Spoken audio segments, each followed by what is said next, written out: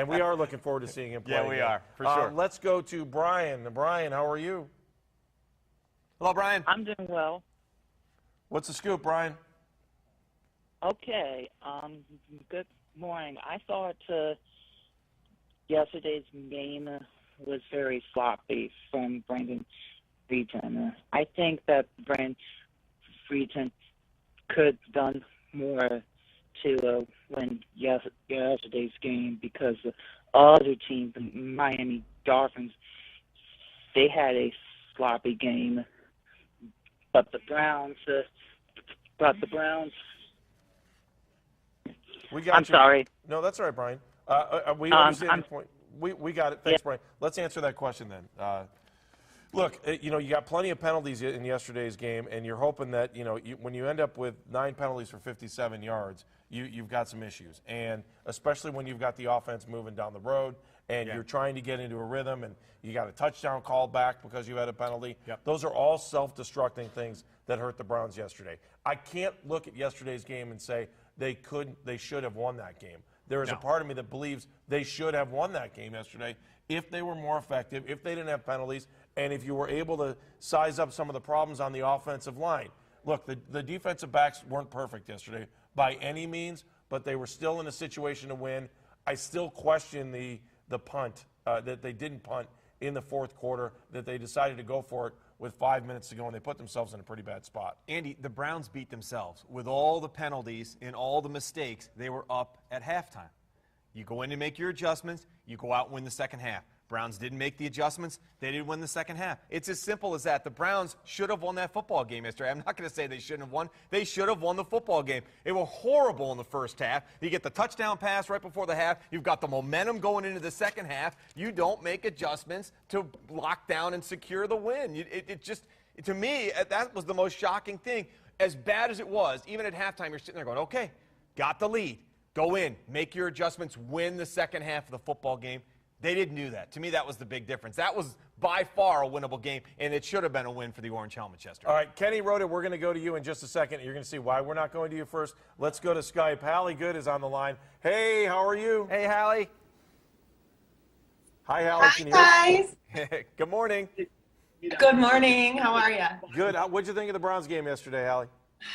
Well, it was tough. It didn't go the way I wanted it to. But say that again. Well, no, we're just you're getting a little bit of feedback. Hey, just tell us what you thought of the game and what you think the Browns need to do for next week. Oh, geez. They just need to run the ball. Trent needs to run the ball a little bit more. They got to pick up the offense, and I think we'll be good. We'll get back on track. All right, Hallie, we appreciate you. Thank you for Skyping in with us this morning. Thanks, guys. The best sunshine face we've seen all morning. Next week, can you play on the piano for us or something? I know you got some talent. I can see the piano back there. I mean, a little something would be nice next week, Yeah, I'll work on that, okay? All right. Thanks, Hallie. Thank you. We appreciate it. All right. Now, Kenny, do you understand why we didn't go to you? I have to follow that. Yes. Really, guys? Come on. Although I couldn't hear what she had to say, but that's okay. Yeah, Good we're job by you disappointed guys. too, Kenny. I totally understand that. All right, can we go back to Hallie? Yeah, is Hallie still there? Oh, no, never mind. We're talking about, a lot of this blame that's going on Brandon Weeden today. First of all, do you blame him for the 3 interceptions in the first half?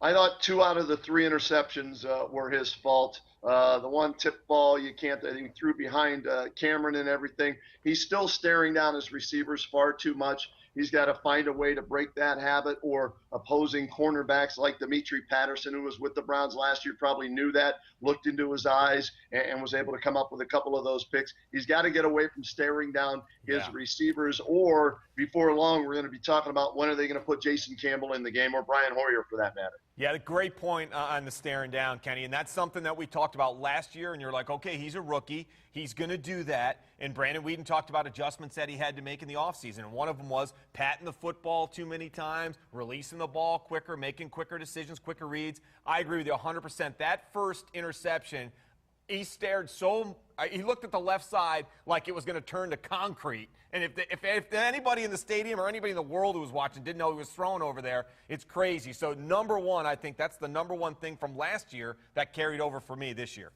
Yeah, without question, and we saw a little bit of that in the third game in the preseason, the so-called dress rehearsal. You thought, all right, well, that was the game where the starters played the most, so maybe fell back into that habit. They'll correct that, although he really didn't do much. In that fourth game, he didn't play at all, and I don't know what they did in practice. So he obviously didn't correct it. He needs to correct it by next Sunday at Baltimore, or it could be a worse beating than 23-10. I have a feeling I'm going to hear a lot about this again throughout the day today. Kenny, the fact that these guys didn't play in the fourth preseason game and that they decided to get work in for the backups rather than the starters when other teams around the NFL thought, you know what, we'll put Eli Manning in, we'll let him play in the fourth preseason game. Does that now look like a mistake? Yeah, I guess you could say it does, although Eli, on his first pass threw an interception, so did that really help him playing in that fourth quarter? So it depends on the team, on the coach, on the player. With young guys like the Browns have, you would think they would want to play them as much as possible to get them more experience so they are ready for whatever situation might arise preseason or regular season. So we saw it last year with Shermer. They elected to do it. It didn't work out.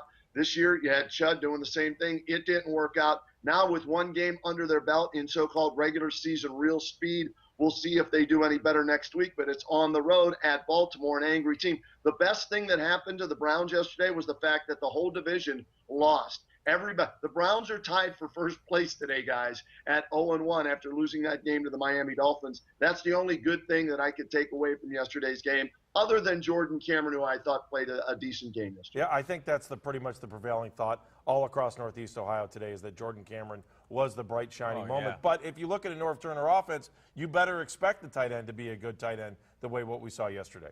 Well, with his athleticism and lack of weapons maybe on this team, he's going to have – oh, wait, I'm sorry. Did you see that? Another flag was just thrown. I know your cousin. Yes, Jordan Cameron's going to have to be a big part of this offense and maybe that security blanket for Brandon Whedon back there. Once he gets Josh Gordon back, maybe that'll be two weapons that he's comfortable throwing to. All right, Kenny. We'll do it again next week. Thank you. We appreciate your time and outstanding today. And don't forget, we want hats. Anything you need to plug? Real quick, KennyRota.com. Got some podcasts up there. We'll do some blogs. We've got some other things we're working on there. And tonight I'll be at Johnny Malloy's in Medina for Monday Night Football Trivia. Having a great time out there. So if you're in Medina, stop out and see me. All right. Go Bucs, my friend. Go Bucs. Go Bucs. All right, Kenny Rota joining us. Let's go to the phone lines again as we continue our conversation about the Browns yesterday. In particular, we still talk about the AFC North, and we're joined now by Zach Jackson. Zach, can you hear me? I don't think I punched you up. Hang on. Zach, you got me? Now you got me. Yep, I hear you. Hey, you all right, Zach? You awake? Yeah, I'm here. All right, just making sure you in some kind of secret tunnel. That's what it sounds like. No, I'm good. I'm here. Hey, Zach, one of the things we've talked about today, this morning on Dogs on the Run, is the fact that the entire AFC North went down over the last couple days. I thought maybe one of these teams would win, but for all four of them to lose this weekend, I think it's very interesting. Yeah, it is. Week one is going to be long forgotten, but they count now. It's not like in the preseason when you just dismiss it. We all saw what happened in Baltimore. The Bengals led in the second half and didn't make any plays, didn't get off the field. And they blew it. And the Steelers led a total clunker and lost, maybe arguably one of their three most valuable players for the season in Pouncey. So Cleveland's not the only place that is feeling sick this morning. But, Andy, I got to tell you, a Monday Morning Brown show is just like making up for something you did in the past life. Hey, Zach, so as we can take out the Ravens because Baltimore's had a couple of days to probably vent, but of the other three teams that lost, which city can you believe is blowing up the most this morning? Would it be Cleveland, Pittsburgh, or Cincinnati? I got to believe it's Pittsburgh because, listen, if there are sane Browns fans out there, then I don't know what they expected. In Pittsburgh, the ring is the expectation every year. And I've known that the Steelers have issues, but I've said that really they don't have two crappy years in a row. And so they haven't had a crappy year yet, but they certainly had about the worst start to a year that they could have. So, the Bengals have high expectations, and they're dealing with it. The fact is they lost on the road to a team that might make the playoffs. And again, in week one, it's all mights. It's not absolutes. But as far as, when weighing expectations versus results, I would think Pittsburgh is the most sick this morning. Zach Jackson from Fox Sports Ohio joining us, talking a little bit about the AFC North. I think we're going to rename the show Walk of Shame. That's brilliant. You probably have the sponsors lined up at your door. All right, Zach, I'm sure you caught most of the Browns game yesterday, and Brandon Whedon's definitely going to feel the heat all day today until they step back out on the field. Your assessment of Brandon Whedon?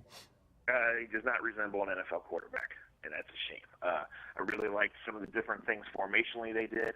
I really like, he has to be in the shotgun.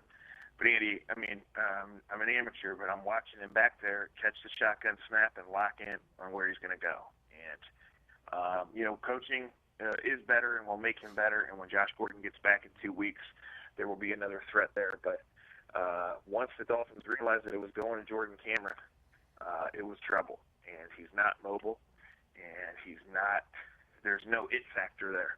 And some of those balls were really, really bad. So the good news is he's got nowhere to go but up. But the bad news is that the Browns have a really good defensive front and a desire to build with some wins this year, and I'm not sure where they're coming. Does this, in your opinion, Zach, does this thing have the potential to really snowball? You're on the road for the next 2 weeks. The Ravens are getting their rings at home Sunday. Then you go to Minnesota. Then you come back home in the division again against the Bengals. You make a compelling case there for it to snowball, Mike. So it's all about stopping the bleed and finding a way. Devon Best is a real NFL player and makes this offense better. And Trent Richardson can be better. What do you have, 23 yards in his first 3 carries? Is that what it was? And then 24 the rest of the day. So there's got to be a commitment there, and he's got to find some holes, whether it's him making them or a different offensive line or just a different offensive line mindset. I mean, if this offense is going to do anything, he has to drive it and open things up and keep that defense off the field because they're going to lead the league in run defense, and they're arguably, whether the stats show it or not, the league's worst pass defense. So they need to be fresh when they're out there to make plays. All right, Zach, we appreciate it. Thank you so much, and we'll talk to you next week, too. We'll get the lowdown on the Bengals from you, but we enjoy your perspective, and we'll make sure we read you every day on FoxSportsOhio.com. Thanks, guys. All right, Zach Jackson checking in. Probably one of the, he spent so many years with the Browns working for the organization, doing their television shows and doing their radio stuff, and Zach really has a good handle on what's going on with the Browns. I think it's hard because you sit here and you want to blame Brandon Whedon for yesterday's loss, and then you have to ask yourself, well, was it the play calling? Was it the bad offensive line? Was it the fact that your best wide receiver wasn't out there yesterday? There are a lot of variables. The other thing that we don't take into consideration, and sometimes you give a rookie a pass because he's a rookie, is, yes, it was the first game for Chud. And so I don't know that Browns fans want to give a lot of leeway to Chud or to Norv Turner about his play calling in yesterday's game.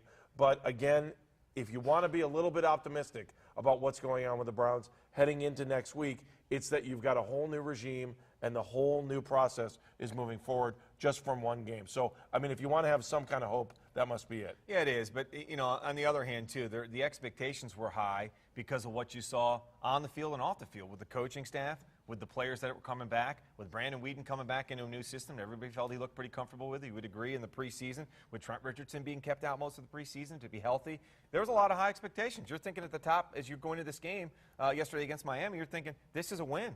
There's no question that they're going to beat these guys if they just don't turn the ball over, make the mistakes they make. And again, you got to think of it this way. They were up at halftime. It was 7-6, Andy. You got to go in and make your adjustments. And I'm going to continue to harp on this all through the week. You've got to go in and make your adjustments and put the game away in the second half. They didn't do that. So I don't give anybody a pass on the coaching staff. I don't give Chud a pass, Turner a pass, Ray Horton. Those guys are all professionals who've done this for a long, long time. Chud on the sidelines, to me, he already looks like he knows what he's doing. To me, I don't give him a pass. They should have won that football game yesterday. All right, let's go back to the newsroom and see what's happening on social media. And we turn to Connor Kiesel, who's been monitoring it all morning. Connor, what do you got for us on social media? Yeah, guys, still talking Browns today, and people are talking about the quarterback position. It's the glamour spot. People are not sure about Brandon Whedon starting year 2, and he's not looking too good still. Also talking about the offensive line troubles and the issues there. But here's a crazy stat, Andy. You were talking about running backs and your running backs not being too good for fantasy. Yeah. Leading rusher in the NFL right now, Terrell Pryor. Isn't that something? That's a great stat. All right, Connor, great job today. We'll see you next week. Excellent, as you were able to do that. All right, let's just check in with one more person. Spastic Eric right there. I'm sorry, it's not Spastic Eric. It's just Eric, the referee. That's Spastic Dave who's coming in. So I got to make sure I got those guys right as far as I'm concerned. Throw the flag. Do you want to give the show a thumbs up or a thumbs down?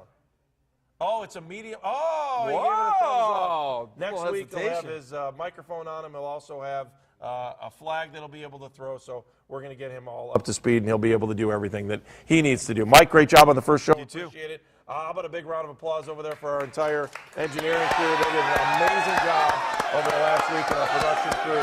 Thank you guys so much. You didn't get any Ain't of nobody these. got time for that. We were all good with that. So None of those. we want to thank you, and of course, you'll be able to watch this all the time on Newsnet 5 because it'll be archived. Thanks, everybody. Have a great week. We'll see you next week. Dogs on the run.